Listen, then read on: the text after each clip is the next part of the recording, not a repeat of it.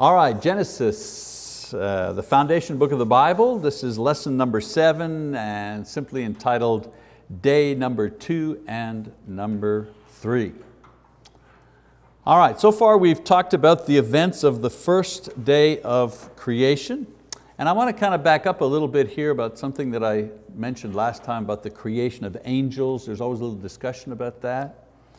There's always been a debate whether God created angels before He began to create the universe or if He did it on the first day. I know it doesn't change a lot in our lives, but people who like to debate these topics often debate that idea. There's no way of knowing this. It's great to debate. There's no way of actually knowing it, but here's what we do know, at least some of the things that we do know about angels and creation, so on and so forth.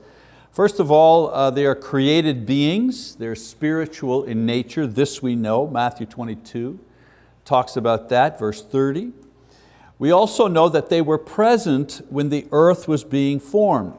Read in Job chapter 38, verses 47, tells us that they were there. They rejoiced when God created. Now, whether they were created on the same day, we don't know this for sure, but we know that they were present.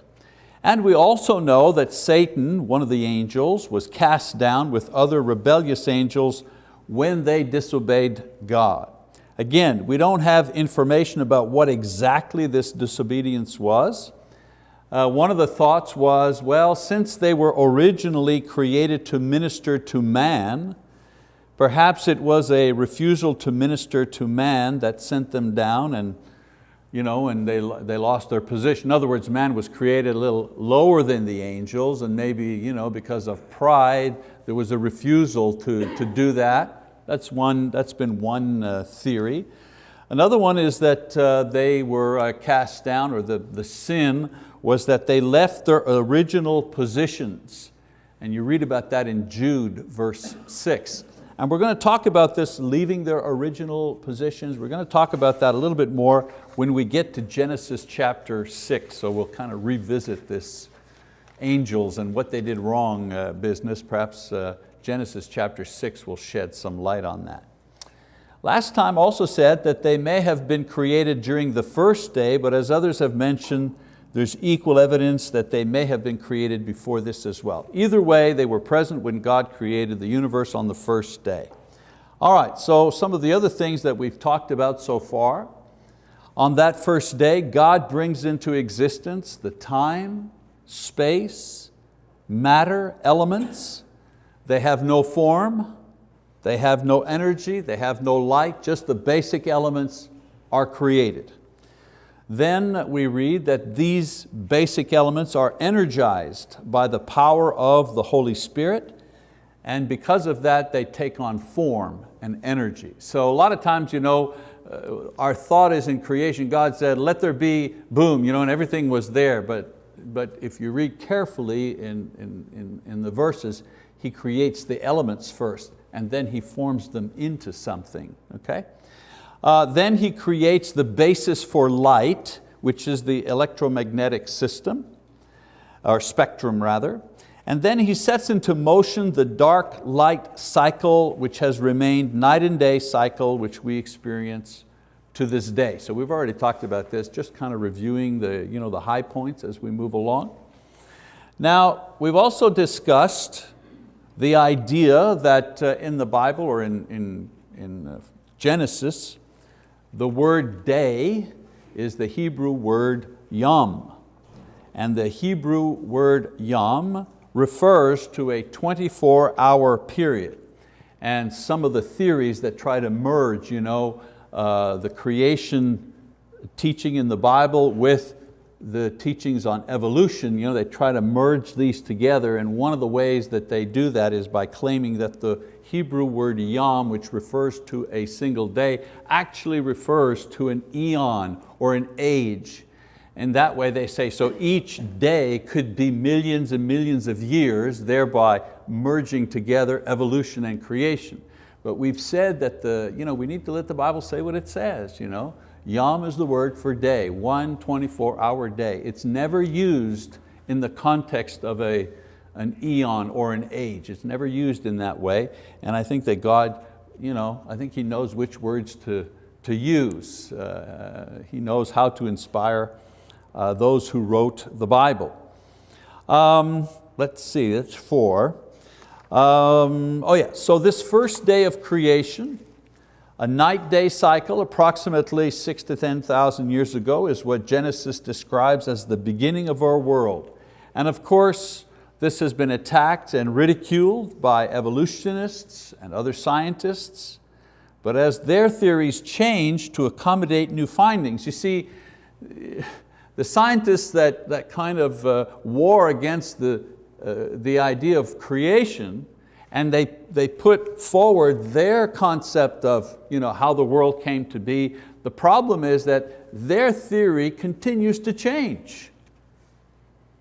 At one time it was, well, matter was always there. And then, well, no, there was a big bang. And then, well, there was no big bang. And now it's, well, there were many big bangs. So the theory behind how the world came to be without reference to God, those theories continue to change all the time. But the teaching in the Bible remains exactly the same. In 1852, whoever was standing in front of a class teaching the Bible and the story of creation was teaching exactly the same thing that I'm teaching today.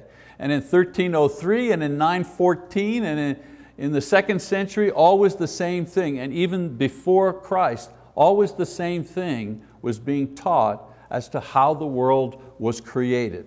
Men, women went to the Word, they had access to it, they opened up to Genesis, they read it, and the same theory, not theory, but the same teaching would come out, the same one as we're doing today. So despite all of the criticism over the years, our model, the creation model, remains constant, and it withstands all of the investigation and criticism throughout the ages. You got to remember one thing. We think our science is the most modern, up-to-date, but in the 1800s, they thought their science was the most modern, up-to-date thing, and 500 years before that, they thought that their science and their thinking was the most modern. Every generation thinks that, oh, we've got it now.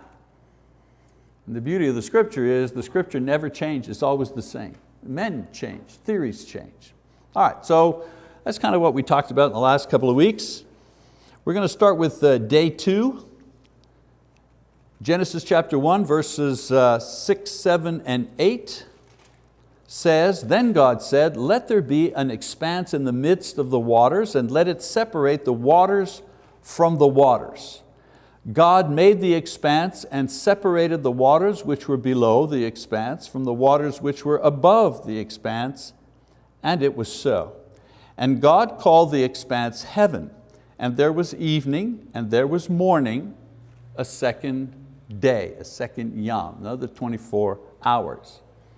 Now, in simple terms, we usually say that God created the sky on the second day. If you go to the kids' class, God created the sky on the second day.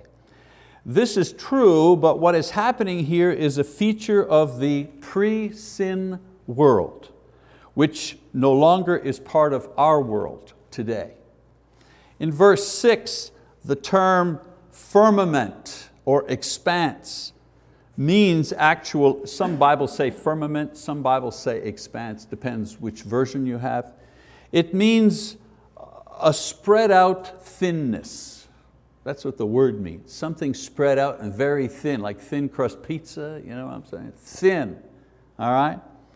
In the Bible, the word heaven, when it's translated into English, the word heaven is used to describe 3 different places depending on context. So much in the Bible depends on context, because one word is used in a lot of different ways, so you have to look at the context to understand which way it's being used. So for this word heaven or firmament, it can mean the atmosphere, the clouds.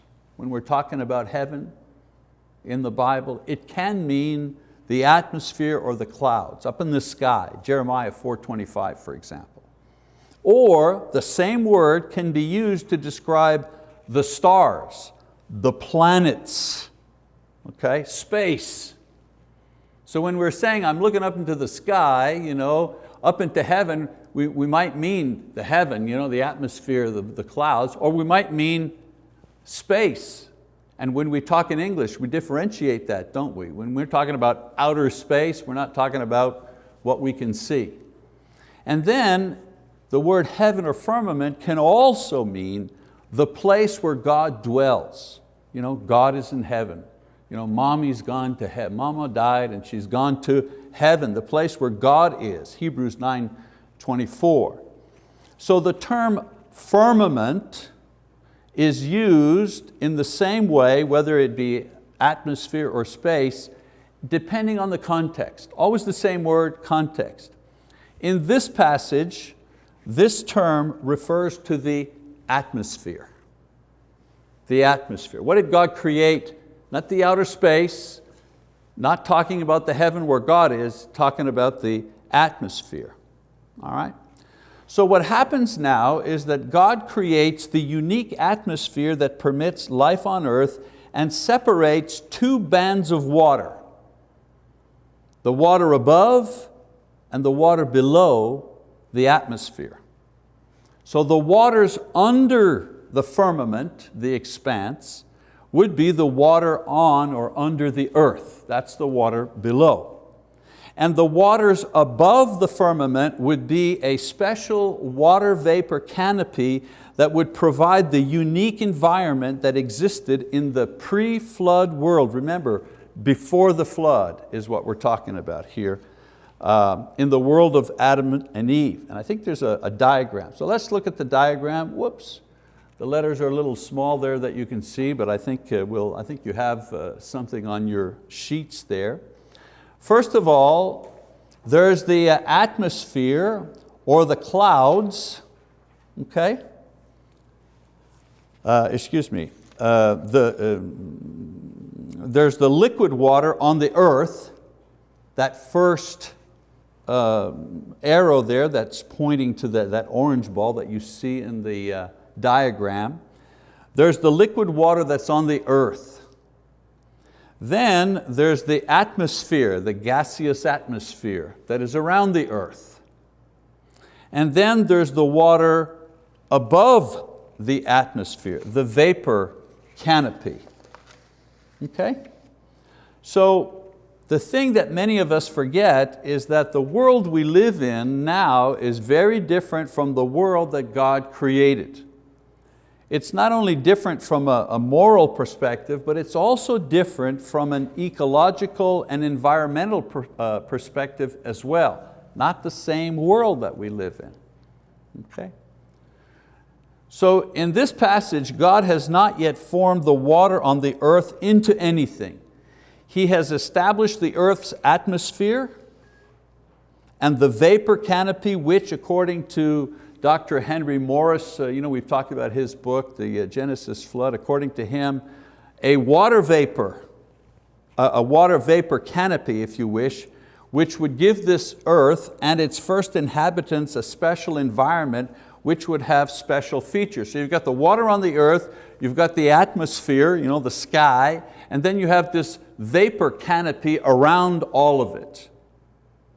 And so what would this vapor canopy that surrounds the atmosphere and the earth, what would this water, I keep saying water, what would this vapor canopy do for the earth? Well, first of all, it would maintain a uniform and warm temperature, like a greenhouse. You want to grow, you go to the Crystal Bridge in January, it's 24 degrees outside, you go inside the Crystal Bridge, and you're seeing exotic plants growing and so on and so forth. Why?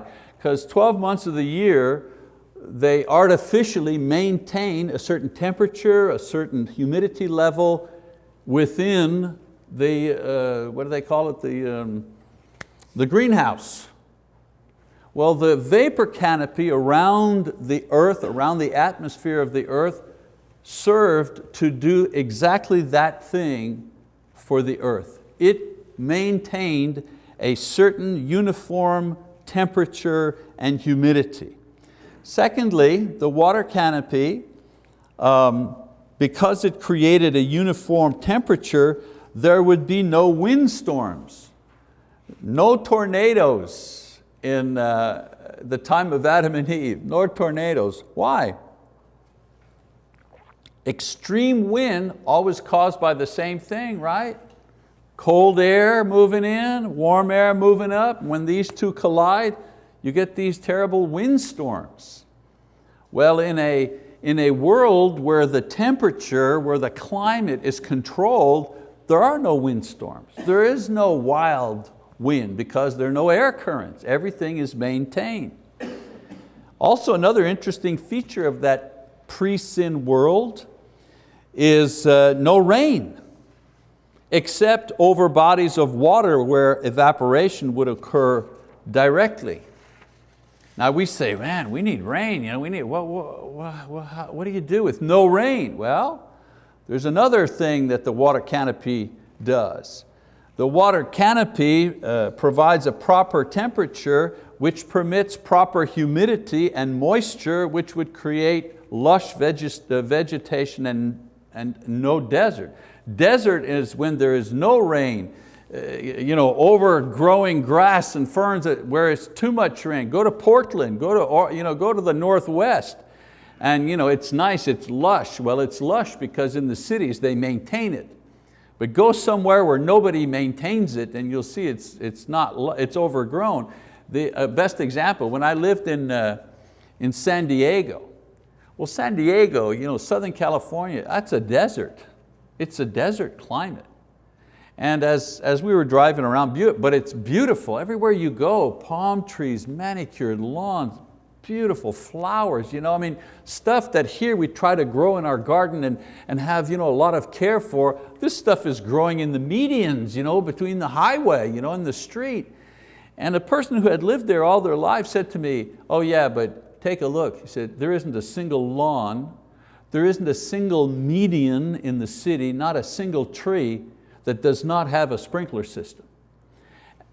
It's completely controlled with sprinkler systems everywhere. They pave the road, they create a road separator in the middle like we do here. They plant trees and boy, they're putting in the sprinkler system because those trees will not survive. And you know how you see that? You're in California, you're in Southern California and you go to the border to Mexico. And on this side of the border, you've got San Diego and it's lush and green and flowers. And you just cross the border into Tijuana and then you drive and it's the very same land. No more lush, no more, it is what it is, a very dry, desert-like place, okay? So water, not enough gives you the desert, too much gives you something that's overgrown, but in the original design of the world, there was uniform and proper moisture from the underground streams, from the water vapor canopy that was maintaining the temperature. Another feature, the canopy would also act as a filter for ultraviolet and cosmic and other destructive energies from space, which are the source cause of many cancers and other mutations that cause death. So a lot of we see it now, right? Your kids go outside to play in the summertime, and what do you do for them? If you're wise, you lather them up with SP50 or whatever it is. Why? Well, you don't want the sun rays to be on them. Not only get a sunburn, but dangerous for cancer and so on and so forth. The water canopy provides a filter to filter out these dangerous things. And then finally, modern biomedical research has shown that higher barometric pressure created by such a water vapor and all the other advantages would promote better health and decrease the susceptibility to disease and all the problems that come with it. So this same water canopy that provided the earth with such advantages was later used by God not to the advantage of the earth, but to the disadvantage of the earth.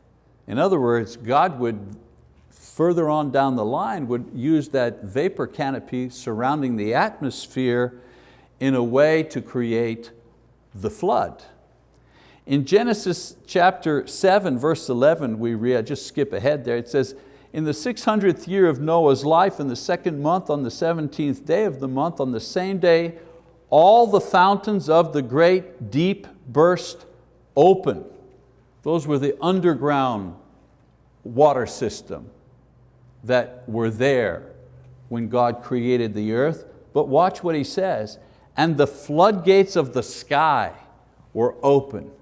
The floodgates of the sky, we think, are the clouds, but Moses is not referring to the clouds here, he's referring to the vapor canopy. This is what God used.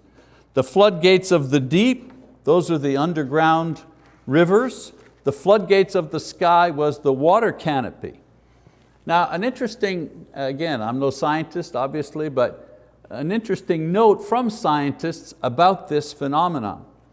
Scientists tell us that if all the water from the present atmosphere were to descend on the earth, all the clouds that surround the earth at this time, if all of them released all the water that was in them all together at the same time, it would cover the entire earth with 1 inch of water.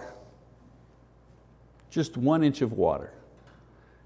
Now we have floods because what happens is that it's concentrated in one place for too long. But if it was all the water spread evenly over the earth, only create 1 inch of water. Surely not enough to create the great flood. However, if the water vapor that was originally created, if that is dissolved, now we have enough water and an explanation as to the change in the weather and ecological pattern that the world experiences today. And so in Genesis, Moses explains that originally the earth has water underneath it and around it.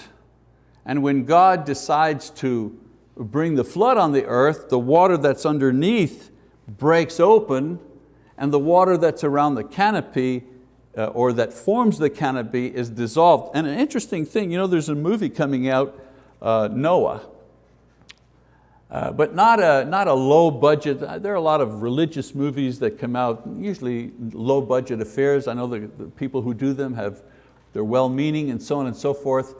But this is not a low budget film. This is a big budget Hollywood, what's his name, Crow is in it and other A-line actors. And what they've managed to do is using the fantastic ability to do all the, the CGI stuff, all the computer generated effects, applied to the story of Noah. I mean, if they get it right, it's pretty spectacular. And I saw a preview of the movie. And in this preview, it's when the water begins to fall. And they got one, I haven't seen the movie yet, it isn't out. But they surely got one part right, because as Noah says, it's time, like in the movie, Russell Crowe, I think he says, it's time, and all of a sudden you see the earth explode and you see water shooting out from underneath the earth like fountains, just popping up, and I'm saying, way to go, guys. You got it, you understood what this is. Maybe these guys in Hollywood, not interested in promoting the gospel, I think they may just be interested in making money, but at least they're accurate on that score. It'd be interesting to see how else they describe it. So because of the flood, the original design of the earth when it comes to water and temperature was dramatically changed. And so today we see very different temperatures. Instead of a uniform temperature everywhere, now you've got cold, extreme hot. You've got wild climates caused by massive air currents. Now, I love the weathermen, they're always inventing new terms. Now we have this thing called the Arctic vortex, which is just another word for a big wind coming from the north, from Canada.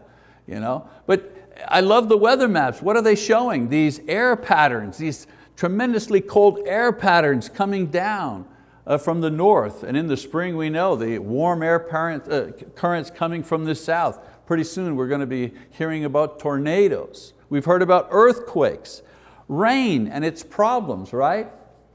I mean, you got to have just enough rain. Too much and it floods the farmer's fields. Not enough, the crops die. Deserts, droughts, the development of disease and mutations and death through illness not directly caused by man. Leukemia. What is cancer other than simply mutations, right? Just mutations. And of course, a shortened lifespan to 75 years rather than the 700 to 1,000 years directly before the flood. It's very interesting if you want to do a study. Look at how long all these people lived, 700, 800, 900 years, telling the story right up to Noah, and then boom, right after the flood, all of a sudden now they're living 500 years, 400 years. There's like a drop immediately from one chapter to another. So we see that even the lifespan and life expectancy has been changed by the dramatic weather changes due to the flood.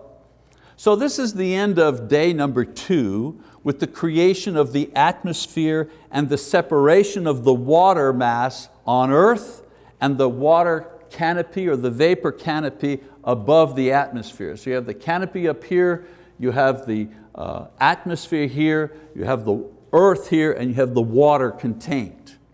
All right, now I begin day number 3 because it kind of finishes off something here. Let's read that.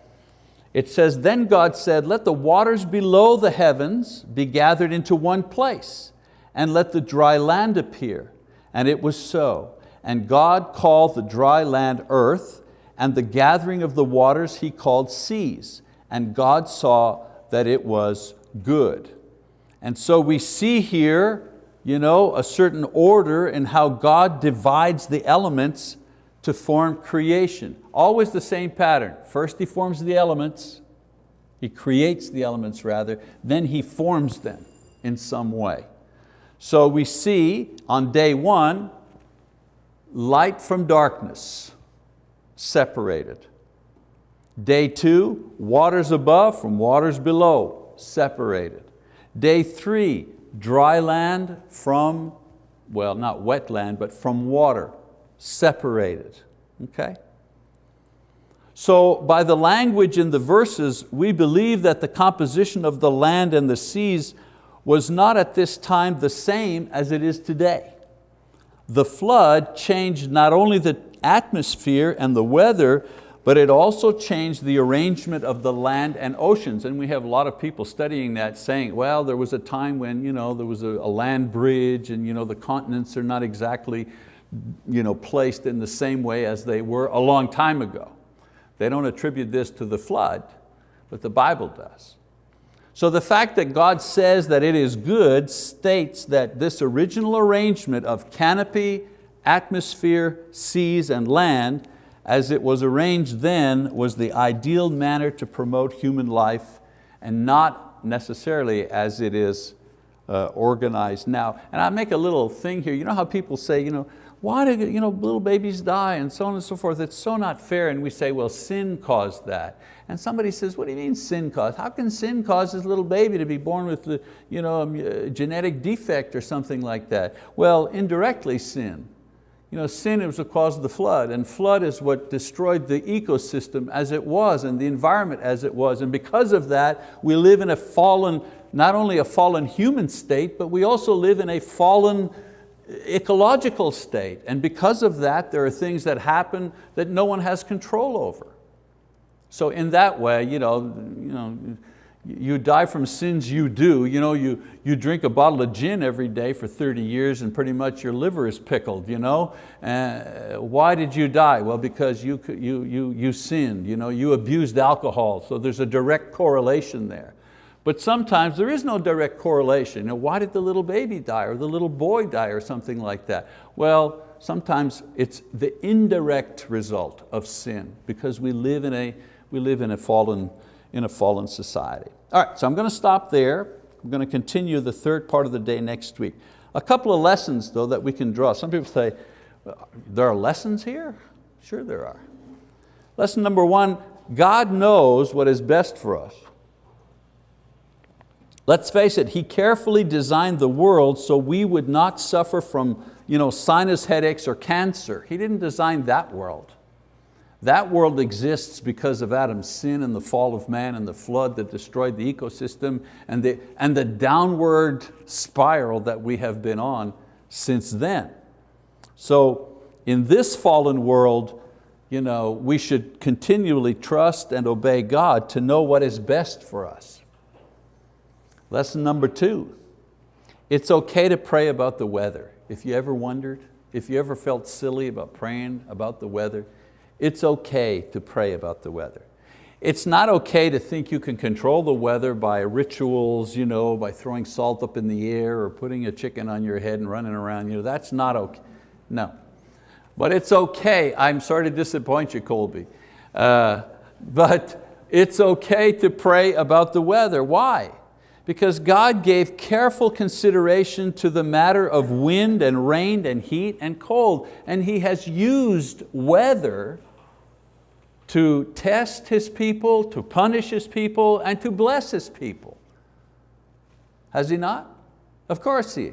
Take a look at what happened in Egypt. The curses that came on the Pharaoh and the Egyptians, many of them were weather related.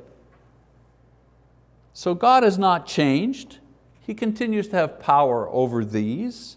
It's okay to praise Him for a beautiful morning and appeal to Him to control bad and damaging weather. He didn't create damaging weather. It's the result of the fallen world. But we can appeal to Him to help us manage the earth and to help us when damaging weather is overwhelming us with crop failure or whatever it is. Maybe we're not praying enough about the weather.Maybe there's too much rain coming down because there's not enough prayers going up. You ever think about that? So of course I used to pray about the weather a whole lot more when I lived in Canada, but and then the final one, we'll close with this. Why doubt such an awesome God? Look at what He does without effort. Why do we ever doubt His care or His ability or His willingness to help us and to save us and to provide for us? Remember, the same God who said, let there be light, and the light existed, this is the same God that we're saying, Lord, help me with my sore back, or help my little boy who's sick, or help our marriage to be better. It's the same God that you're praying to. Why doubt such an awesome God? Okay, we continue with the days. Next time we meet. Thank you for your attention.